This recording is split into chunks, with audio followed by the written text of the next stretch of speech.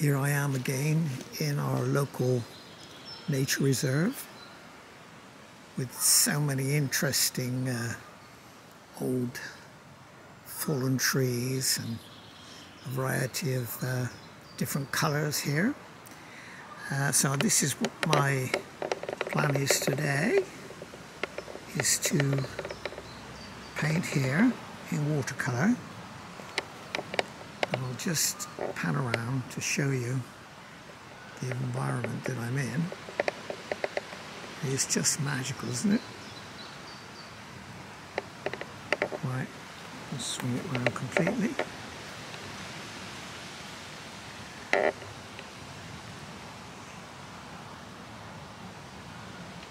See everything here.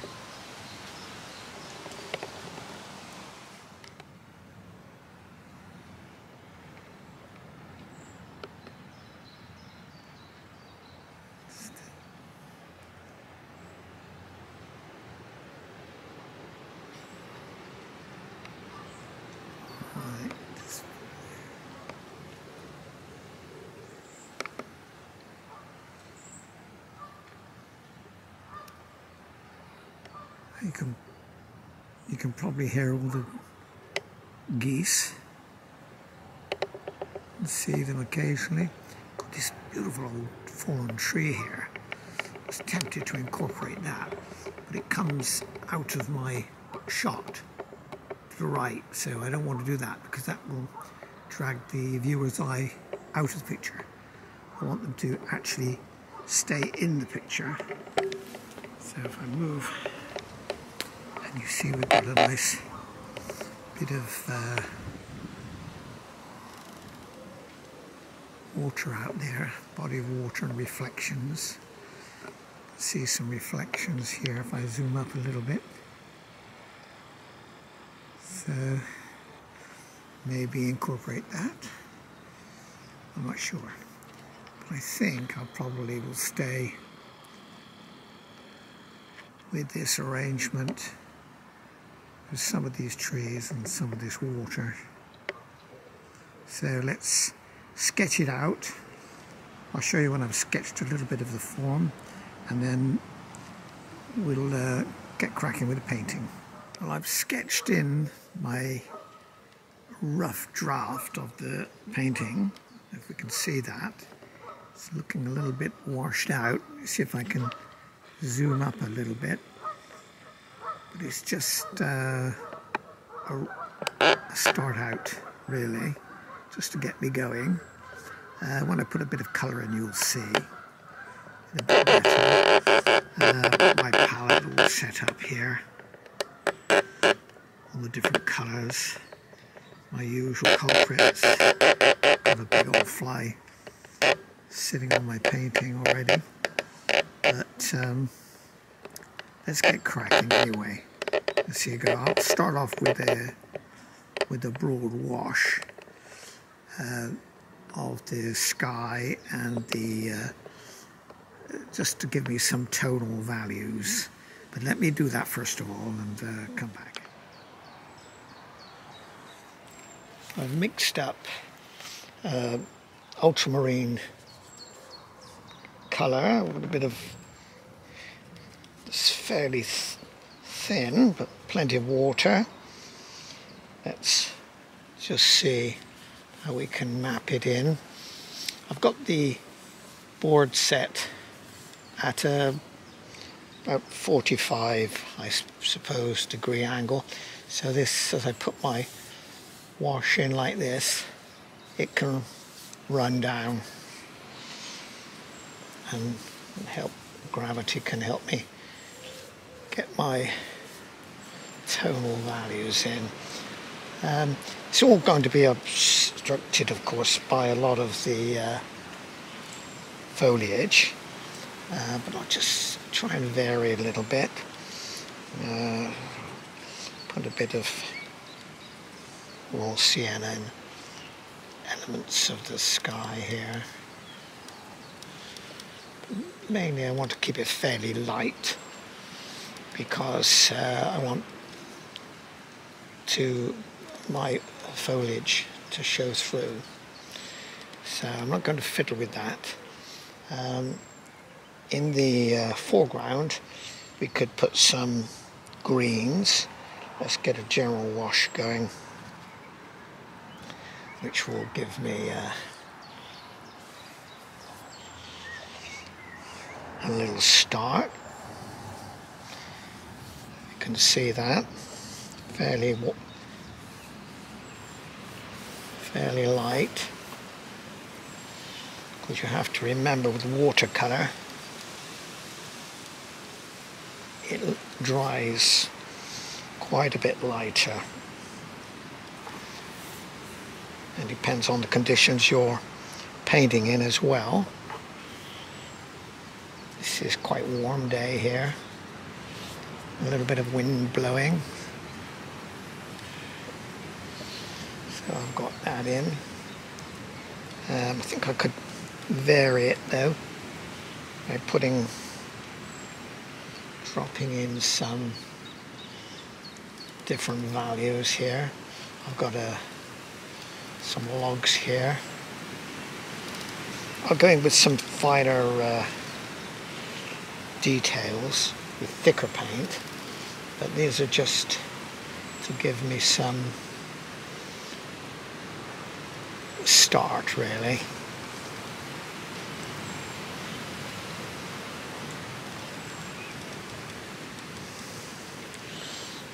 Nice old bough coming up here.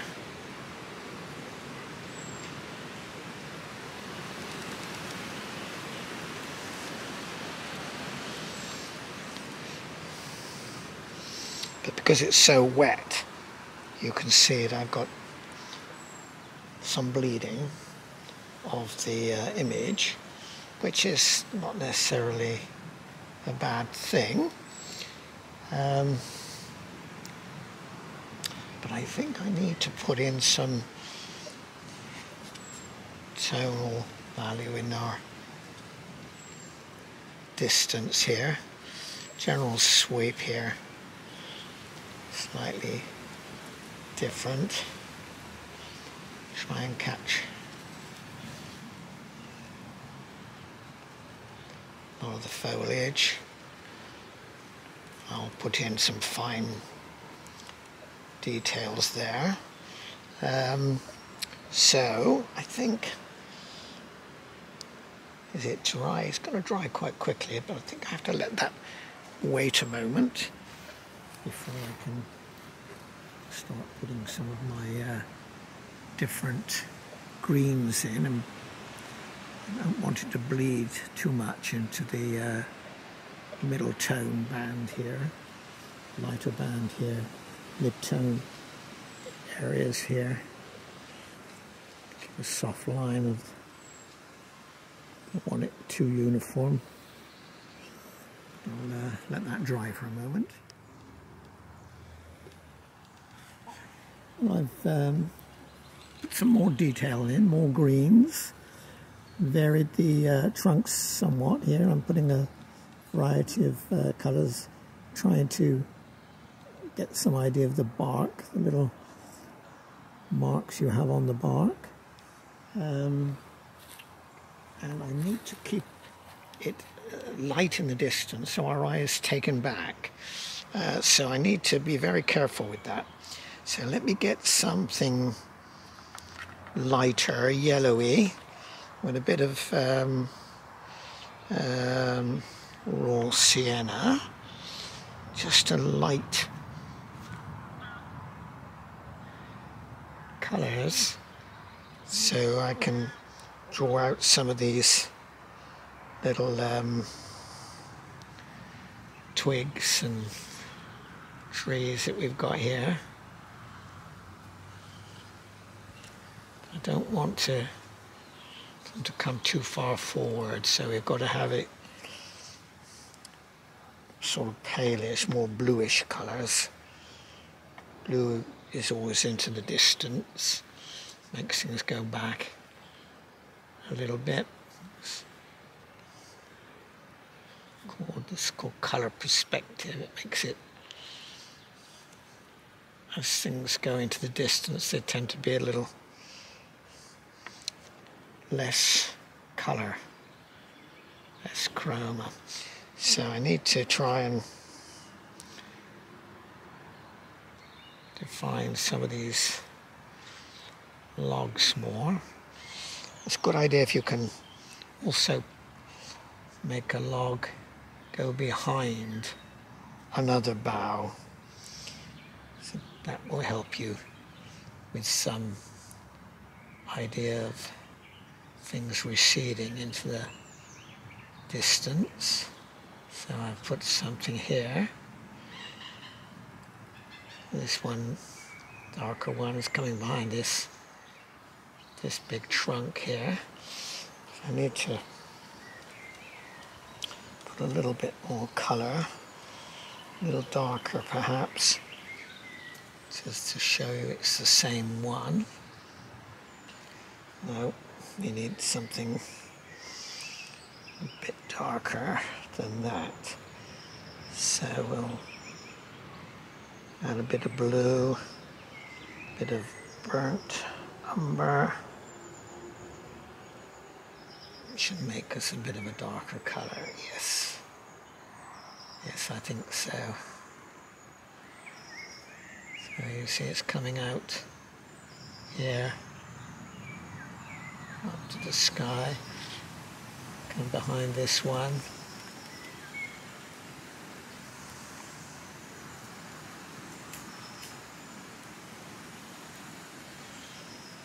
Try and put some details. This one is further back, so I don't really want to bring it too much light, too dark. So I just put a little bit of ochre in there. I think I've got a little bit of orange here, which will give me a bit of colour and vary it.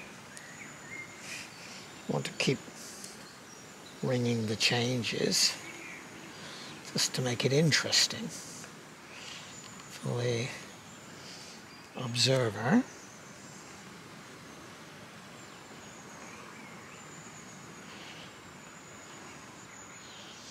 Let's get some of these little lines into the tree bark here. So I'm getting a little bit of Payne's grey, a bit of green, so that will help give me some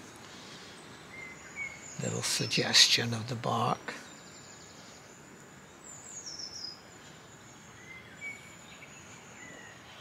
Coming up here.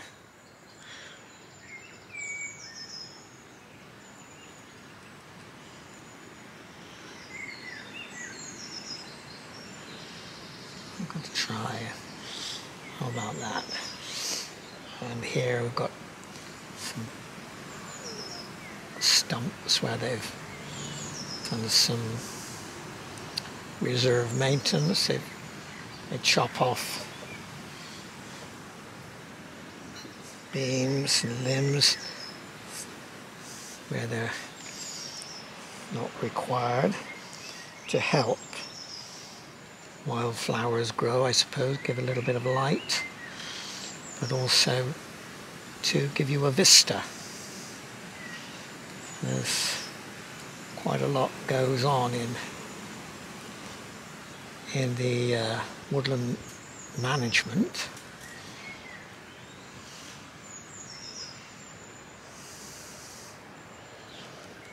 Right. How is that coming along? What do you think? Did you capture the atmosphere? Is what you're trying to do, of course. In plein air painting, it's not as detailed perhaps as you would do in the studio, but it's immediate and you're connecting with the environment and it makes it memorable.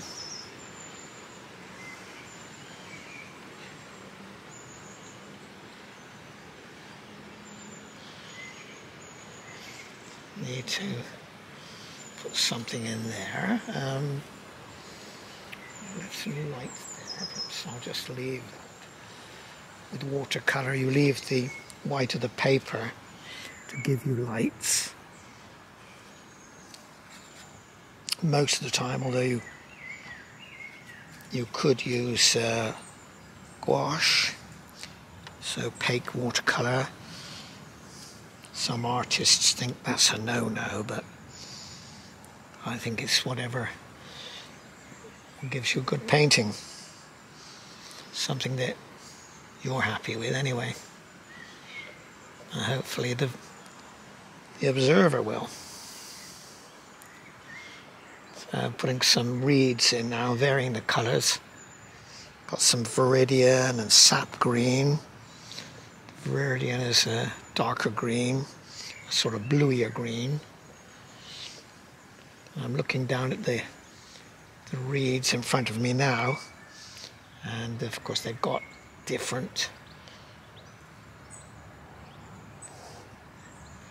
greens there. And should I put some lighter greens out here? Let's see if we can stipple in a little bit of foliage. But I have to put in some little boughs as well, with a very fine rigor into these leafy suggestions. So let me darken up these for the moment, and then we can see what we can do with a little fine. Well, this is pretty fine, but I'll darken, put some different darker boughs and branches. So there we go. Right, got to be careful not to overwork it with the watercolour. Too easily done. You see something nice and you think, yes, that'll go. You tend to put it everywhere there. So you avoid that if you can.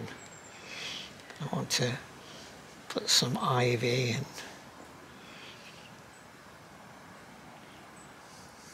some fine little branches in now. So let's get a nice darkish colour for some of the finer branches, like that, for instance. They're coming up to the little leaves that I stippled in just now. Try and suggest it.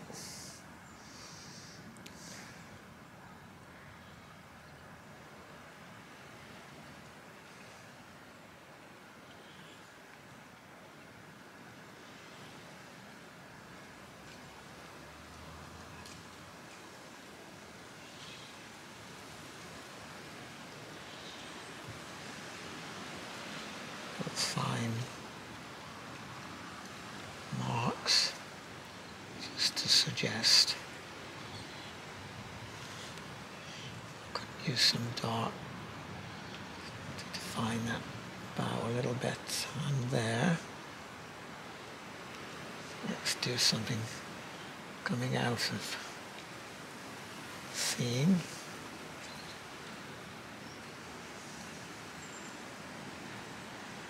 Need some here, I think. This body of green.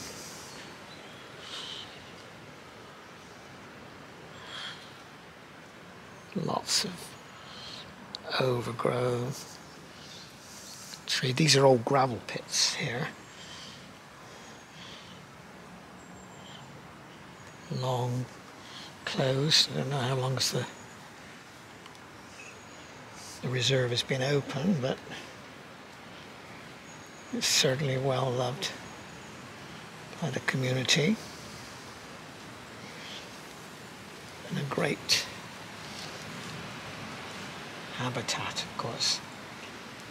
Usually you hear ducks here, but not today. I did the other day, but perhaps they're away somewhere else.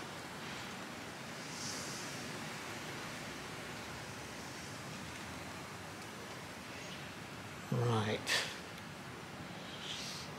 Now, when do I say that I've had enough of that? Let me think. What do you think, folks? Have I got the picture there? I've got the atmosphere, I think. I might add something back in the studio, but mustn't lose the freshness of the scene. I've got to make sure I've got nice contrasts, light and dark. Without the darks, you don't see the lights, strangely. So you've got to have things dark enough. And often when you get back to your studio, you think, oh yes, I should have done that a bit darker, but nothing to stop you adding something if you like. Right, there we go.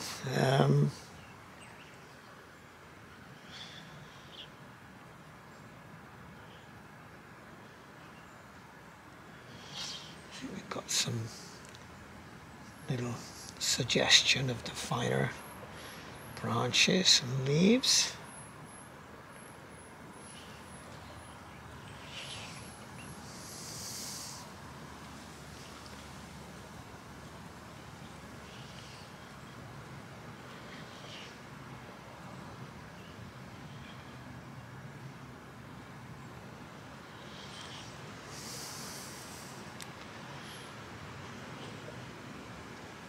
You could do a tremendous amount of work on the detail of the barks. Just depends how detailed you like it, but it's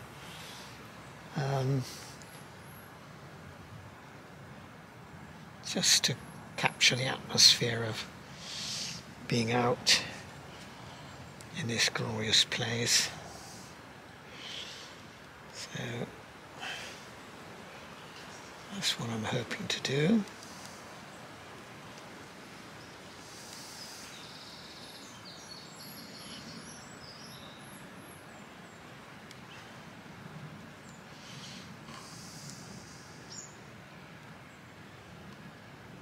Right. Now, have I done enough? Have I done enough? Let's just put a little bit of ochre in here to kind of reflect the sun, which I have coming from this side there, and also is dappling on the top of this as I look here. You can see it on some of these boughs. Now that one up there, getting a little bit of light there, a bit of sun, and this one over here. So I think what I'm going to do is use a bit of Chinese white just to give me some highlights. Yes, we could do that. So up here, just to suggest it. Not too much down there. Got some lights here, catching the bark. Can smudge it out. Few on here.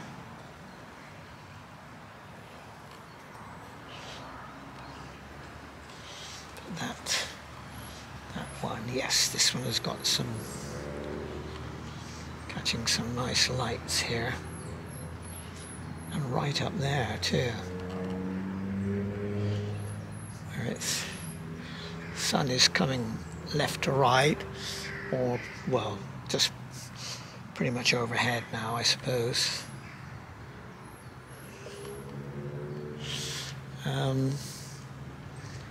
Let's leave it there, I think. A bit more white there. Got the odd bits here.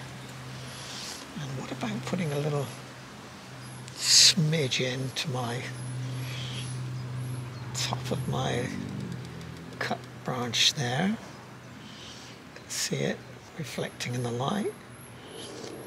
And a little down the side there.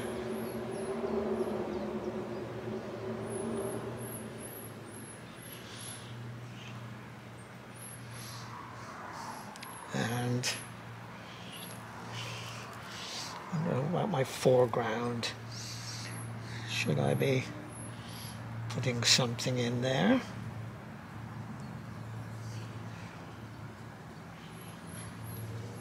Some of these reeds are catching the light.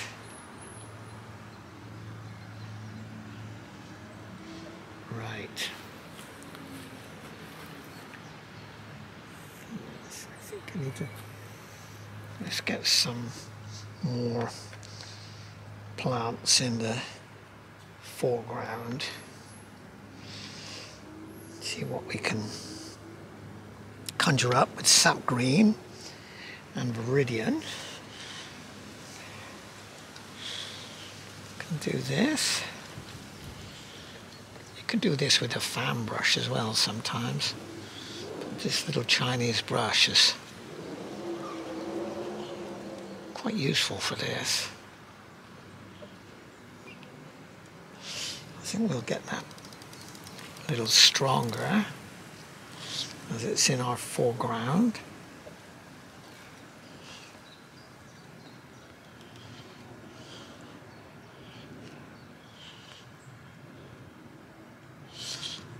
Got similar here.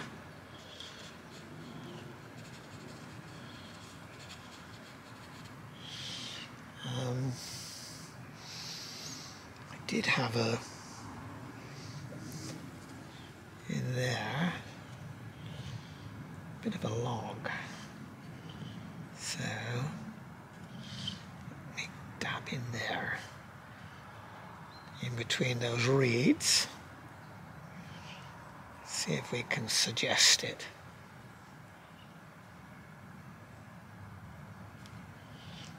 Right, oh yes, we need some bit of yellow on here. That's a bit of ochre. That's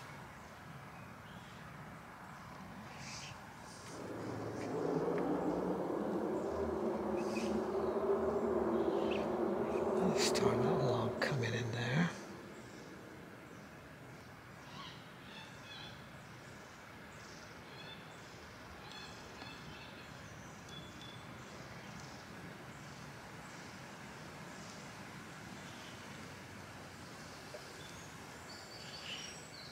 Right.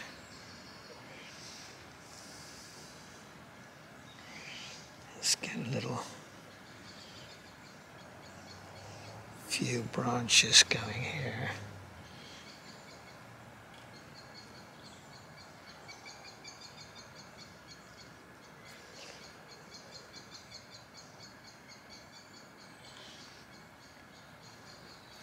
Right, now I think what we've got to do is probably take our tape off so we can have the great reveal.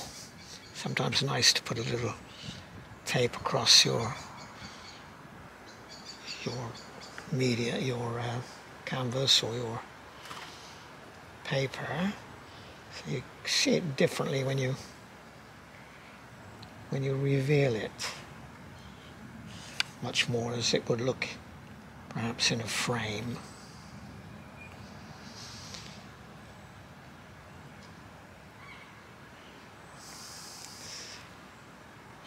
So let's do that then.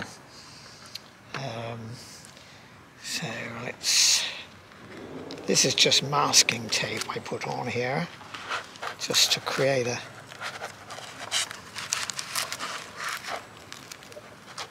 little clean edge.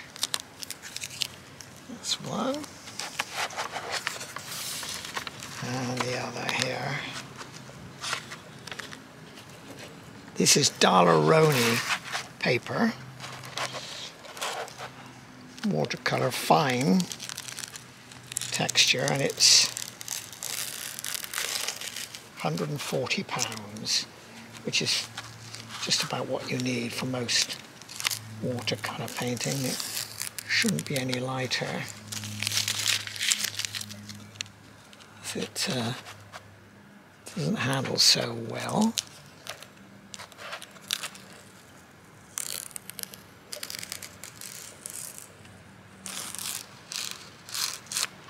Right, there we are. How does that look? A little bit better. I wonder, I could come up a bit closer for you. Let's see if we can come up there. How about that? Unfortunately, I haven't heard many geese or much wildlife today, which really adds to the experience. Having said that, ducks just took off. They saw the splash. So let's let me show you a little bit more as I move around a little bit.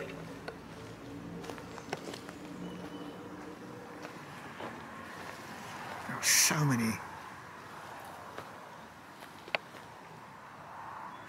sights out here.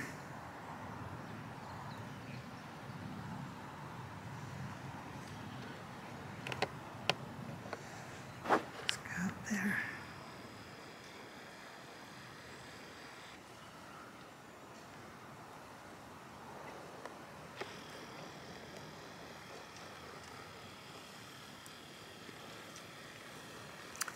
Well, I hope you've enjoyed this little excursion out to the nature reserve.